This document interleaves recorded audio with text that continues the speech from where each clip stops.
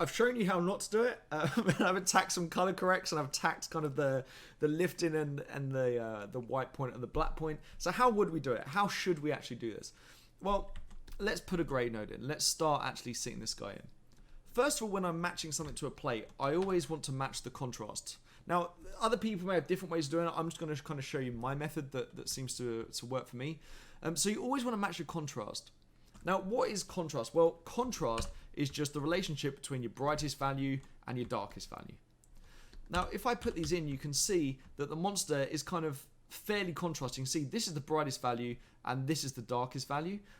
This is the darkest value. And you can see that bright and dark are further apart, I'd say, than this bright and dark, right? They feel kind of closer together, these two, than these two. So first of all, we need to remove that contrast or have less contrast in our CG. So what we're going to do is gamma is your contrast.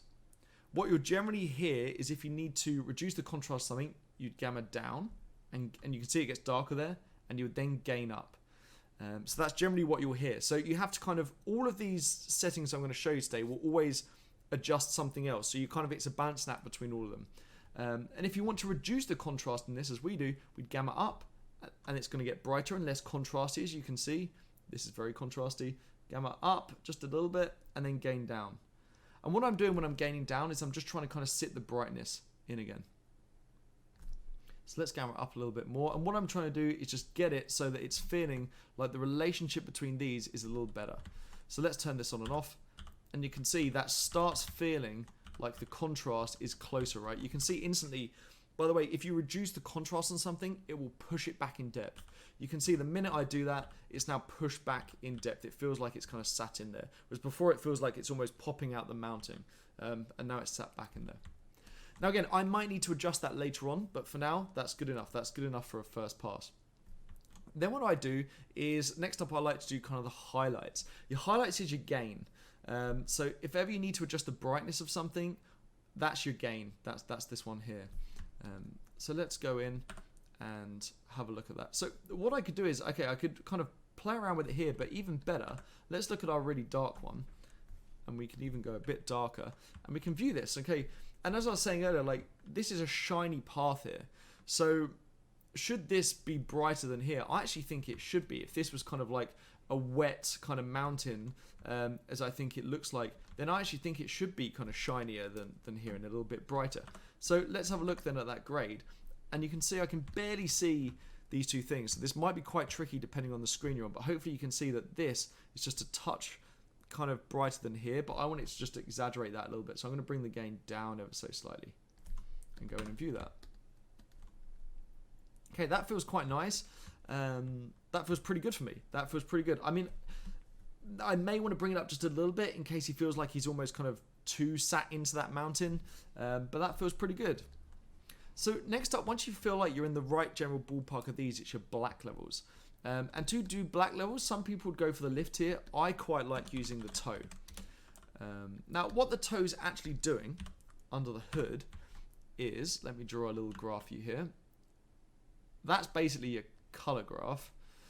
And this is the toe, and this is the shoulder. What the toe's going to do is it's basically, as I drag this slider up, it will then start bringing up these black values like this to put them about here. So it's only going to adjust this part of our image, which is the toe.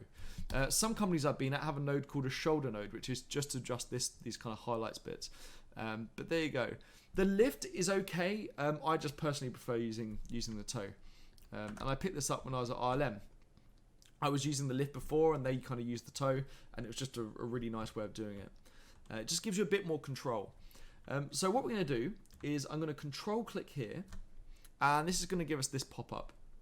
If you've never clicked that before, you're probably going to see it like this. I would turn on HSV and TMI, because TMI is the thing that we always want to be using. It allows us to add warmth, to make it a bit cooler, and to add magenta or green, and then we can then adjust the overall brightness here. So these are the general slides you want to be. I've never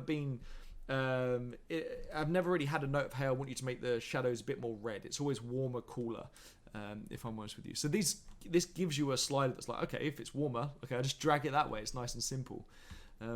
So let's view this saturation node. And first of all, we need to get the brightness right. So we're going to bring this up. And I'm going to get that in the general ballpark. And then we're going to put some color into it. So then we're going to start putting a bit of blue in. And you can see there that that really helps. Now, the problem we got is our contrast isn't right. Can you see how well, the minute I do this, it's really crushing everything. Can you see? And this is the problem, by the way, with when you set your blacks. You can see sometimes it's going to kind of like crush everything and you lose all this detail. That's probably because this is a bit too high. So if you ever feel like that, that's probably just because you need to reduce the contrast a little bit more. And then we're going to then have to adjust our brightness down again. Like this. So let's start bringing that back again. Let's turn that on, first of all. And you can see now we're having to kind of hit it less to get to that part. So we're just going to bring this in.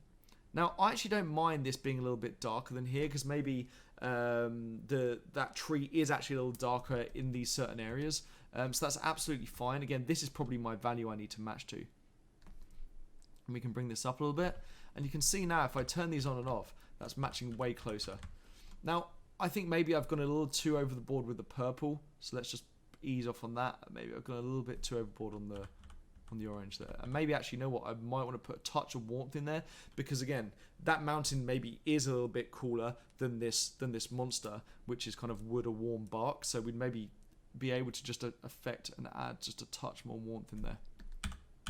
And you can see how that really helps sit this guy in there, right? You can see he's really kind of like sitting in, and that's really helping him feel like he's in there, and he's now got those values matching. And again, you might want to just adjust that ever so slightly if you feel like it needs it, but we're in the general ballpark now.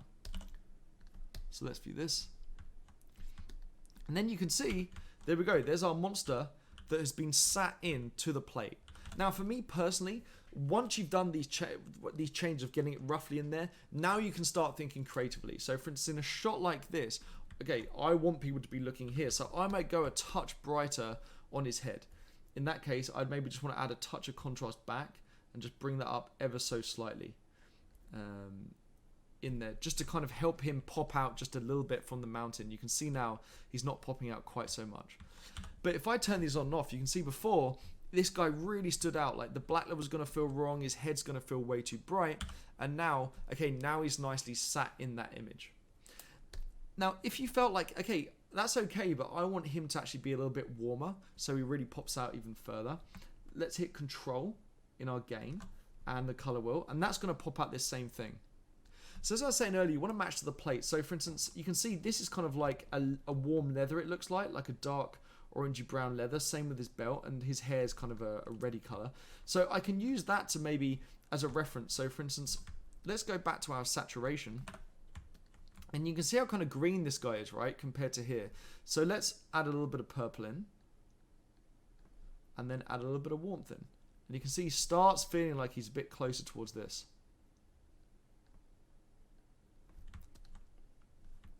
And let's view that. And there you go. Now we've got it so that he's kind of no longer that blue color, but he's kind of feeling more warm. And again, you could totally adjust this afterwards, by the way, if you feel like when you're viewing through the saturation, I think it's matching, but when you're viewing here, you still feel like it needs a bit of adjustment, then feel free to kind of go in there and really adjust this stuff. The saturation is just a great way to get you closer to what you should be doing. It's kind of, I love it because you can't, it's very hard for you to kind of muck up here. It's kind of nice and easy. Okay, look, that clearly isn't matching that color, and that's clearly a bit more blue, so maybe we'd pump a bit more blue in. But it just makes it nice and easy because you look at this now and it's like, it looks black and white, right? So there you go. Now we've got this guy sat in to that plate.